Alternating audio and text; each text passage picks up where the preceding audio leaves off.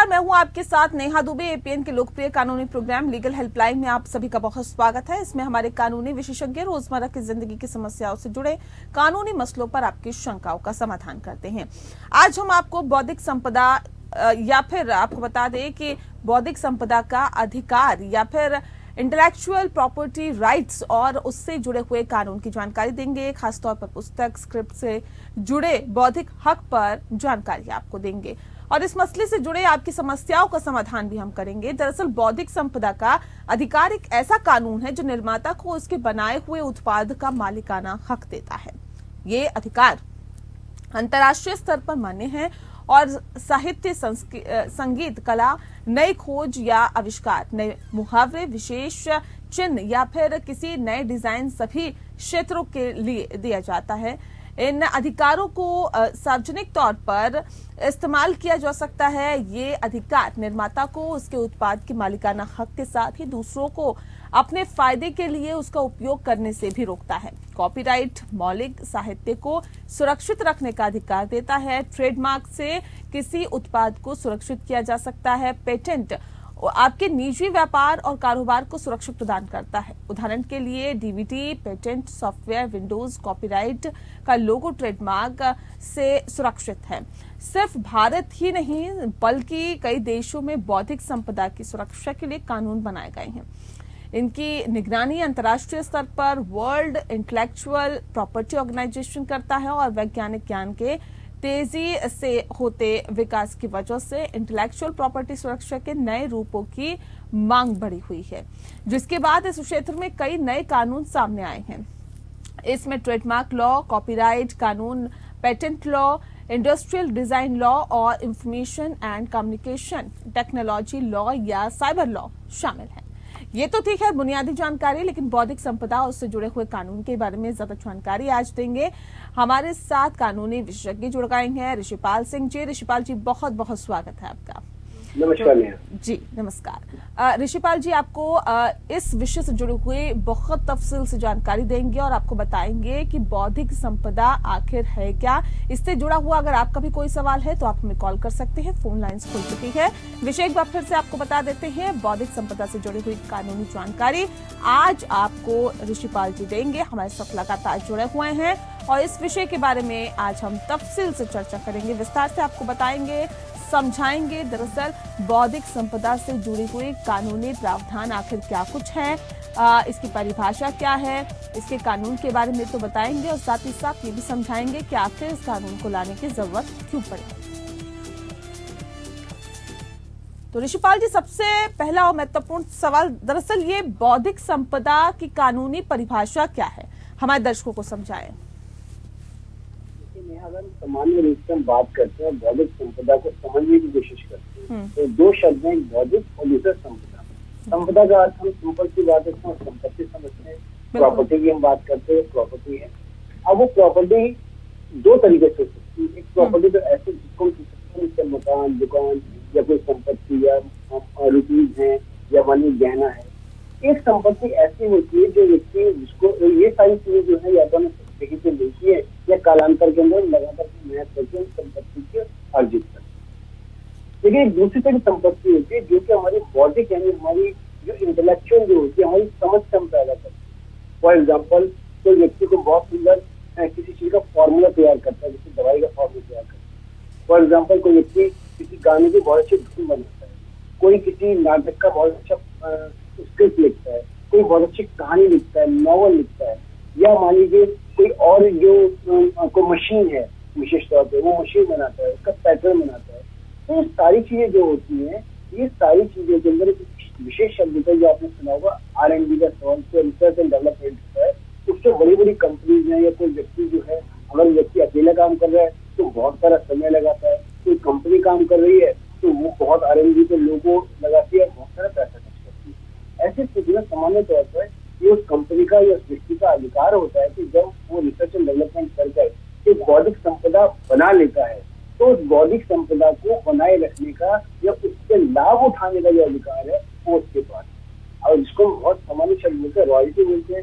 अगर उस संपदा को कोई और व्यक्ति इस्तेमाल करना चाहता है तो उस व्यक्ति को रॉयल्टी मिलती है। और सामान्य रूप से आपने देखोगे बहुत सी किताबें होती है, बुक्स होती हैं जो कि कोई लेखक लिखता है ना, बहुत चलती है।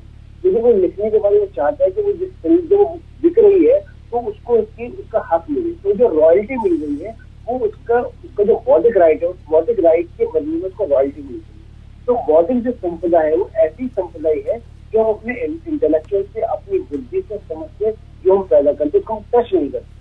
क्योंकि ये भी एक संपदा, एक सामान्य संपदा की तरह होती है, और इसके अधिकार को हम बेच नहीं सकते, इसके अधिकार को हम किराए पे भी नहीं सकते, इसके अधिकार को रोक नहीं सकते, और इसके अधिकार को पाने के लिए या इसके लिए हम कोर्ट के अंदर केस भी कर सकते हैं। तो अपने आप में सामान्य संपदा की तरह संपदा होती है। हालांकि हम कुछ नहीं सकते, लेकिन इसको भी गुडविल है या कोई ट्रेडमार्क है या कोई बहुत बड़ा नाम है, वो भी उसकी कीमत हजारों में, लाखों में, करोड़ों में हो सकती है। जी, ठीक है।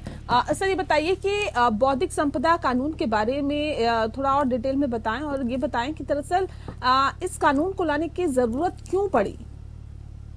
देखिए, बौद्धिक संपदा जैसे मैंने आपको बताया कि वही संपदा है जो कि हम अपनी बुद्धि से, समझ से पैदा करते हैं, और एक व्यक्ति द्वारा या एक कंपनी द्वारा नेचुरली जब इसको बनाया जाता है तो बहुत बड़े पैमाने पर पैसा खर्च होता है।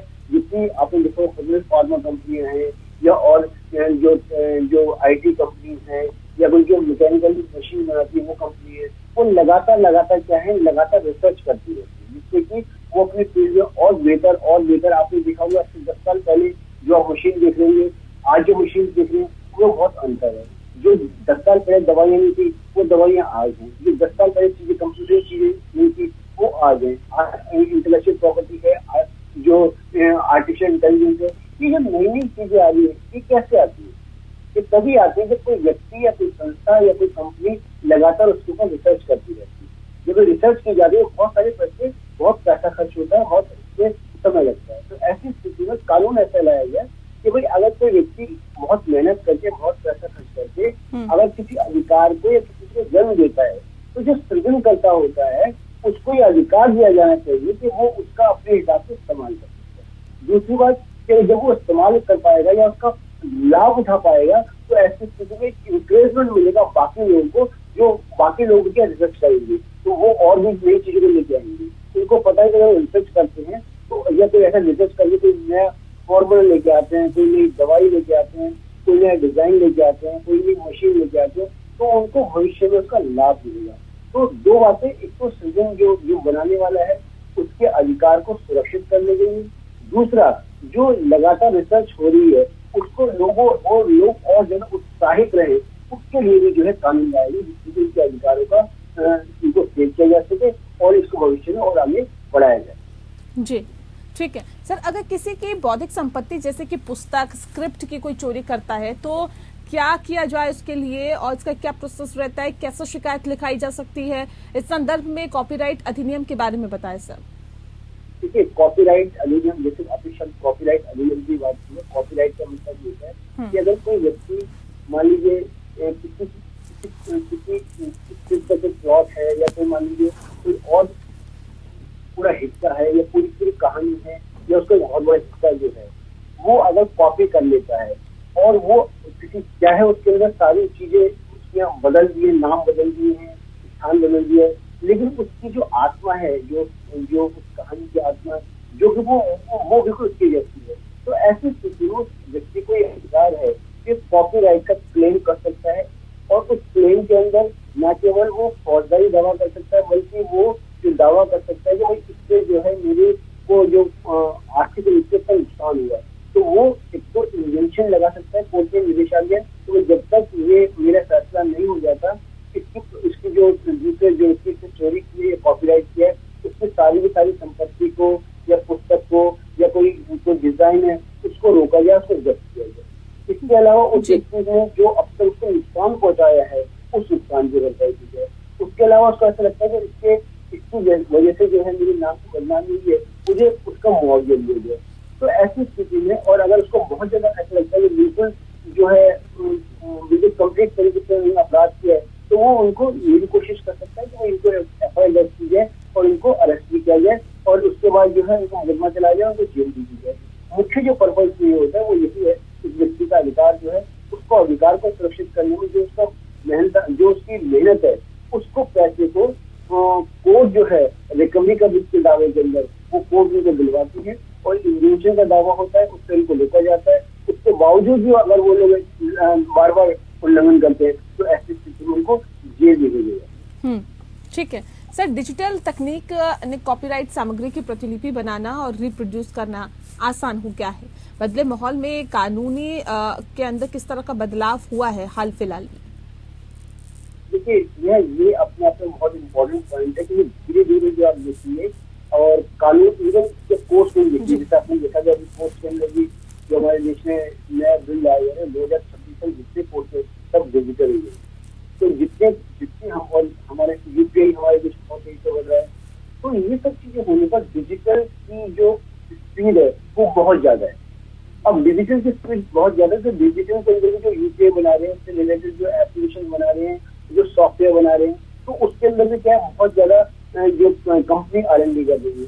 तो ऐसी स्थिति में कई बार क्या होता है कि कोई व्यक्ति या कोई कंपनी किसी चीज को बना लेती है और दूसरे को कॉपी कर लेता है, तो निश्चित रूप से पहली कंपनी को बहुत उससे हानि होती है। तो ऐसी स्थिति में उसको अधिकार है कि कोर्ट के अंदर केस कर सकता है और उस कोर्ट को केस करके वो अपनी जो जितना मुआवजा है वो ले सकता है। जी सर, साहित्यिक चोरी से बचने के लिए क्या कानून है? देखिए साहित्यिक चोरी है जिसको हम विशेष तौर पर, जैसे मैंने पहले आपको बताया कि कॉपीराइट है। कॉपीराइट तो यही है कि जैसे मान लीजिए नॉवल है, उस नॉवल की जो स्क्रिप्ट है पूरी एक कहानी है वो डाली गई, या मान लीजिए कई बार आपने देखा होगा कि सुना भी होगा कि जो फिल्म निर्माता है, फिल्म के लेखक हैं, वो कोर्ट में केस कर लेते कि मेरा पूरी जो स्टोरी है, मेरी स्टोरी की दूसरी पूरी चुरा ली है। तो ऐसी स्थिति में जो कॉपीराइट का जो केस होता है उस व्यक्ति के ऊपर होता है, और उस व्यक्ति को अगर कोई व्यक्ति साहित्यिक चोरी करता है और वो पाया जाता है कि हाँ उसने, क्योंकि ये जो साहित्यिक चोरी का मामला होता है ये इतना आसान नहीं है एक आम किसी वस्तु की तरह या किसी फॉर्मूले की तरह। इसमें साहित्यिक चोरी में क्या होता है, जब जो व्यक्ति चोरी करते हैं वो बहुत बार नाम चेंज कर लेते हैं, जगह चेंज कर लेते हैं, बीच में कुछ चीज चेंज कर लेते हैं। तो ये पता लगाना है मौलिक क्या है और जो चोरी किया गया वो क्या है, तो इतना आसान नहीं होता। लेकिन फिर भी जो है जो कंप्यूटर कोड ऑफ जुडिक्शन जो होती है वो उसको देखता है, दोनों पार्टी को चांस देता है, और अगर उसके बाद कोर्ट को लगता है कि हाँ इसके अंदर चोरी की गई है, तो ऐसी स्थिति में जिस व्यक्ति ने चोरी की है उसके द्वारा बनाई गई जितनी पुस्तक हैं या जितनी नॉवेल्स हैं, जितनी भी चीजें, उन सबको जब्त करने का आदेश दे सकता है। इसके अलावा उस व्यक्ति के पास उसने उससे इनकम कमाई है, वो सारी की सारी इनकम जो है वो इनकम को सीज करने का आदेश दे सकता है, और मुआवजे का आदेश भी उस पहले व्यक्ति को दिया जाता है। जी ठीक है सर, मारिवा निषेधाज्ञा प्रतिवादी को संपत्ति का निपटान करने से रोकने के लिए दी गई है, और इसके बारे में आप बताएं और कब ये लागू होता है? देखिए सामान्यतः जिसको डिविजन बोलते हैं, डिविजन का मतलब निषेधाज्ञा होता है। हम किसी भी चीज के लिए एक निषेधाज्ञा दे सकते हैं कि भाई हमारे को एक व्यक्ति नुकसान पहुंचा रहा है, और जब तक हमारा जो मुकदमा है ये साबित नहीं हो जाता तब तक उस चीज को लेकर। लेकिन समस्या जब आती है कि जब मान लीजिए किसी व्यक्ति ने नुकसान पहुंचा दिया है, और अगर जब स्थिति ऐसी आएगी जब केस खत्म हुआ तब तक आप वो व्यक्ति उस स्थिति में नहीं होगा कि आपके नुकसान की भरपाई कर सकते जी। तो ऐसे स्थिति में कोर्ट में विशेष एप्लीकेशन नहीं लगाती, तो उस व्यक्ति ने जो धन अर्जित किया है, उनके अकाउंट में जो पैसे उन सबको सीज कर लिया जाए, जिससे कि करके जो पहले व्यक्ति का नुकसान है अगर नुकसान की पूर्ति हो तो उस पैसे से वो हो सके। तो ऐसी स्थिति में उस सारे धन को और सारी वस्तुओं को उन सबको वहीं से भी सीज करने की कोर्ट को आगे होते कोर्ट उनको सीज कर देता है, और अगर साबित होता है तो पहले व्यक्ति के पक्ष में उन सारी व्यक्ति को या तो उसको दिया जाता है या उसको नीलाम किया जाता है, या जो पैसे जो बैंक अकाउंट में जो पहले दूसरे व्यक्ति ने चोरी करके जो पैसा कमाया है उस सारे अकाउंट को पहले व्यक्ति को या उसको जो भरपाई है उसको दिया जाए। ठीक है सर, ठीक है। इस विषय के ऊपर हम लगातार आपसे जानकारी लेते रहेंगे। बौद्धिक संपदा से जुड़े हुए कानून के बारे में आज हम तफसील से समझ रहे हैं, जान रहे हैं। ऋषिपाल जी लगातार हमारे साथ बने हुए हैं। ऋषिपाल जी, जिस बात का जिक्र ब्रेक पे जाने से पहले कर रहे थे कि आखिर ये भी हमने समझा कि इसके बारे में आखिर ये लागू कब होता है और किस कंडीशन में ये लागू होता है ये कानून, साथ ही साथ ये बताइए कि कॉपीराइट के सिलसिले में परमानेंट जंक्शन क्या होता है और कब ये लाया जाता है?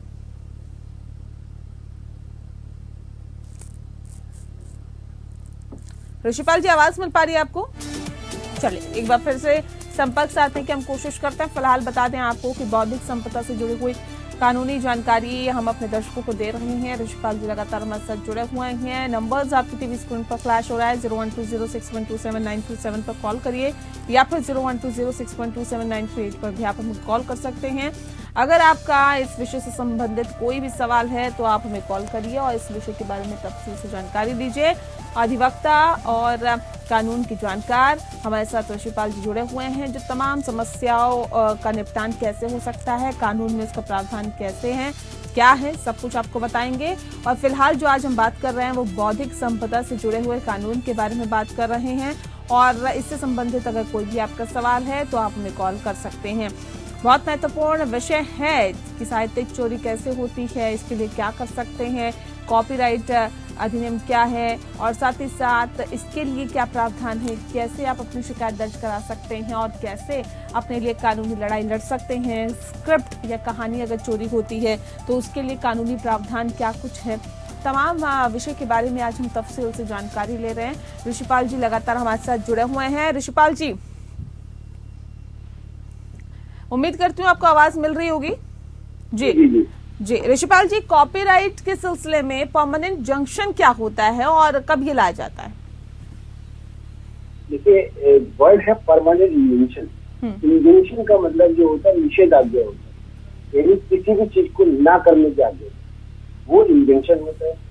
और परमानेंट का मतलब है कि आपको हमेशा के लिए आज्ञा दी गई, आप उसका इस्तेमाल नहीं, कोई काम नहीं करता। जब कोई व्यक्ति जिसका बौद्धिक अधिकार किसी चीज के ऊपर होता है और वो दूसरे व्यक्ति के खिलाफ कोई केस डालता है और केस डालने के बाद वो साबित कर देता है कि ये सारी प्रकार की जो वस्तु है या कोई मान लो डिजाइन है या मान लीजिए कोई भी चीज ऐसी जो कि बौद्धिक संपदा थी, जो इंटेलेक्चुअल प्रॉपर्टी थी और मेरे द्वारा बनाई गई, तो दूसरा व्यक्ति मेरे अधिकार के बिना या मेरी आज्ञा के बिना गैर कानूनी रूप से इसका इस्तेमाल कर रहा है, तो ऐसी स्थिति में वो कोर्ट के पास जा सकता है। और पहले तो टेम्परेरी इन्वेंशन, जिसको हम इंटरव्यू इन्वेंशन बोलते हैं, जब तक मेरा केस साबित ना हो तब तक नहीं लगाई जाए, और उसमें जब वो अपने केस को साबित कर लेता है तो वो परमानेंट इन्वेंशन मांग सकता है। परमानेंटली दूसरे व्यक्ति को रोका जाए कि कभी भी वो इसको इस्तेमाल नहीं हो। जब एक व्यक्ति के खिलाफ परमानेंट इन्वेंशन मिल जाती है, उसके खिलाफ ये आदेश हो जाता है और उसके बावजूद भी वो इस्तेमाल करता है, तो ऐसी स्थिति में न केवल वो जो दीवानी दावा है जिसके अंदर उसको मुआवजा मिल सकता है, बल्कि उसको कोर्ट जो जेल है, जेल का प्रोविजन भी। तो ऐसी स्थिति में बहुत इंपॉर्टेंट है, जिसके खिलाफ परमानेंट इन्वेंशन दी गई है उसको जानकारी होनी चाहिए कि आपने उसके खिलाफ परमानेंट इन्वेंशन ले लिए। इन्वेंशन अपने आप में निषेधाज्ञा के किसी भी कार्य को रोकती है। जी ठीक है सर, ये बताइए कि अकाउंट ऑफ प्रॉफिट का क्या मतलब होता है और इस संदर्भ में कैसे इसका इस्तेमाल किया जाता है? देखिए, कई बार क्या होता है कि जो कोई बिजनेस चलता है, बड़े पैमाने पर बिजनेस चलता है और उसमें कई सारे ट्रांजेक्शन होते हैं, तो ऐसा नहीं है कि एक व्यक्ति सभी ट्रांजेक्शन के अंदर, ये संस्थाएं सभी दूसरे व्यक्ति ने सभी ट्रांजेक्शन के अंदर जो है किसी व्यक्ति ने जो कॉपीराइट का उल्लंघन किया, किसी एक ट्रांजेक्शन के अंदर, किसी एक अकाउंट में, किसी एक बात के अंदर जो है कॉपीराइट का उल्लंघन किया गया है। तो ऐसी स्थिति में जो अगर मान लीजिए वो कंपनी 100 चीजों का पालन कर रही है, जो एक किसी प्रोडक्ट के अंदर कॉपीराइट का उल्लंघन किया, तो एक प्रोडक्ट का जो अकाउंट ऑफ प्रॉफिट है उसके प्रॉफिट को असेस किया जाएगा और उसके प्रॉफिट को अगर मान लीजिए दूसरे व्यक्ति को अधिकार था, इसकी वो प्रॉपर्टी थी, उसके अकाउंट का सारा प्रॉफिट कोर्ट ये डिसाइड करेगा पहले कि हाँ उस व्यक्ति का अधिकार था, और उसका जो अधिकार साबित हो जाता है, जितना प्रॉफिट है वो फिर दूसरे व्यक्ति को दिया जाएगा। तो जब तक ये साबित होगा तब तक जो प्रॉफिट उसमें अर्जित किया जा रहा है उस प्रॉफिट को उसी अकाउंट के अंदर सीज करने के लिए कोर्ट आगे दे सकता है, और उसके जब वो जीत जाता है तो उसको अकाउंट का जो प्रॉफिट होता है उसके नाम से ट्रांसफर होता है। ठीक है सर, ये बताइए कि कॉपीराइट केसेस में क्रिमिनल रेमेडीज जैसे जेल, जुर्माना, स्टॉक जब्ती वगैरह किन हालातों में होती है सर, और क्या क्रिमिनल रेमेडीज होती हैं? देखिए, क्रिमिनल रेमेडी अगर आप देखेंगे तो बहुत बड़े पैमाने के ऊपर जो इसमें कॉपीराइट का केस होता है और जो लोग हैं वो पकड़े जाते हैं जेल से पकड़े जाते हैं। और न केवल ये अब बहुत बार आपने देखा होगा कि पुरानी जैसे जो त्योहार आते हैं तो आप देखिए लोग मिलावट भी करते हैं, तो मिलावट के साथ कई बार जैसे मान लीजिए जो देसी घी होता है, देसी घी मिलावट करते हैं, तो जिस नाम से एक आदमी ने कोई प्रोडक्ट बना रखा है, तो चलिए उसका जो प्रोडक्ट अगर अच्छा प्रोडक्ट है तो वो 800-900 के हिसाब से बिक रहा होगा, वही उसके जब मिलावट कर देंगे तो वो चीज है 150-200 निकलेगी। तो ऐसे ऐसे करके तो बहुत सारे जब हम कॉपीराइट के प्रोविजन में जाते हैं तो कई बार और सारे जो प्रोविजन होते हैं वो भी जुड़ जाते हैं। तो ऐसी स्थिति में जब कोर्ट अगर देखता है कि जैसे मान लीजिए पर अगर एग्जाम्पल लेते हैं, मेडिसिन का एग्जाम्पल लेते हैं, तो एक आदमी जो कॉपीराइट का उल्लंघन कर रहा है और मेडिसिन जो है वो मेडिसिन डुप्लीकेट मेडिसिन बना रहे हैं, वो मेडिसिन कम पोटेंसी के बना रहे हैं और दूसरा कॉपीराइट का इस्तेमाल कर रहे हैं। तो इसके अलावा और जो ड्रग्स के और भी जो प्रोविजन से जुड़ जाते हैं और ऐसी स्थिति में जो है वो केस और गंभीर हो जाता है और जेल की भी जो संभावना ऐसी स्थिति में सख्ती हो जाती है। अगर वो दूसरे व्यक्ति को अगर नुकसान ज्यादा हुआ है तो फिर वो उसको पूरा जितना एंटायर जो स्टोर है वो सारा का सारा स्टोर जो है पुलिस जब्त करती है। जी चलिए, बहुत शुक्रिया आपका ऋषिपाल जी। आपने बहुत विस्तार से, बहुत तफसील से हमारे दर्शकों को जानकारी दी, बताया कि बौद्धिक संपदा क्या होती है, इसकी परिभाषा क्या है, क्या कानूनी प्रावधान है, इसके लिए कैसे न्यायालय का दरवाजा खटखटाया जा सकता है, क्या कुछ प्रक्रिया होती है। बहुत विस्तार से आपने जानकारी दी। बहुत शुक्रिया आपका हमारे साथ इस खास कार्यक्रम के माध्यम से जुड़ने के लिए। इसी के साथ लीगल हेल्पलाइन में फिलहाल के लिए इतना ही। नमस्कार।